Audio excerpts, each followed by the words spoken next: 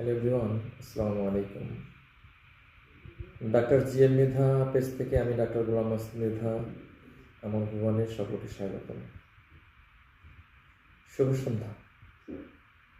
বরাবর মতো আজকেও একটা ব্যতিক্রমী ভিডিও নিয়ে আপনাদের কাছে হাজির হয়েছি। আজকের ভিডিওর বিষয় হচ্ছে পুরুষের যৌন ক্ষমতা ও আমাদের দৈনন্দিন জীবন। আমি প্রথমেই বলে রাখি, আসলে স্বামী স্ত্রীর বন্ধনটা হচ্ছে প্রাকৃতিক বন্ধন। এখানে যুগ যুগ ধরে নবী রাসূলদের থেকে শুরু করে আজ অবধি চলে আসছে। পৃথিবী যতদিন থাকবে ততদিন এই মধুর সম্পর্ক আমাদের অটুট থাকবে।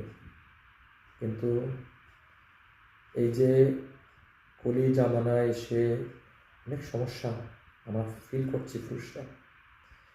আগের যুগে রাজাবাসারা বহুগামী বহু বিবাহ করতেন, সব স্ত্রীদের ঠিকমতো মর্যাদা দিতে পারতেন, শারীরিক সক্ষমতা, মানসিক সুখ এগুলো দিতে পারতেন।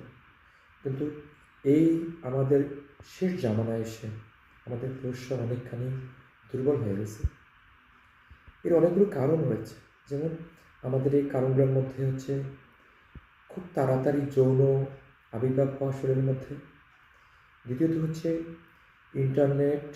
ইন্টারনেটের বদৌলতে আমাদের যেরকম উপকার হয়েছে, আমাদের সেরকম কিন্তু ক্ষতিটাও হয়েছে। ইন্টারনেটের বদৌলতে একটা কিশোরীরা সে যৌন ভিডিও দেখতে পাচ্ছে এবং যৌন ভিডিও দেখে তারা ওইটা ব্যক্তিগত জীবনে এটা ইমপ্লিমেন্টেশন করছে।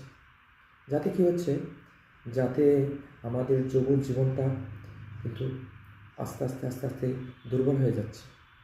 যেমন আপনি মনে করেন একটা গাছ লাগিয়ে যদি সেই গাছটা একটু বড় হতে যদি তার মাথাটা ভেঙে দেন, ওই গাছটা কিন্তু কোনোদিনই বড় হবে না। ঠিক অমনিভাবে আমাদের সমাজে উঠতি বসী ছেলেরা যখন হাতে অ্যান্ড্রয়েড ফোন পায় তখন কিন্তু তারা পর্নো সাইটে তারা সার্চ করে। এবং পর্নো সাইটে তো আপনারা জানেন যে পর্নো সাইটে অনেকগুলো খারাপ সাইট যেগুলো যে আমাদের পুরুষের বা ছেলেদের চরিত্রকে ধ্বংস করে দিচ্ছে। এই জন্য ওরা কিন্তু শুধু এরা দেখে ক্ষান্ত হয় না। আমাদের কিশোর বয়সী ছেলেমেয়েরা তারা কিন্তু এটা ব্যক্তিগত জীবনে এটা ইমপ্লিমেন্টেশন করে। ওখানে যেটা করে ও নিজেও সেটা করে। তো একটা মেয়ে যদি খুব অল্প বয়সে সে যৌন আচার করে, যৌন ক্রিয়া করে, তাহলে কিন্তু সে কিন্তু আসলে তখন তো তার পেনিসের টিস্যু ম্যাচিউর হয়নি।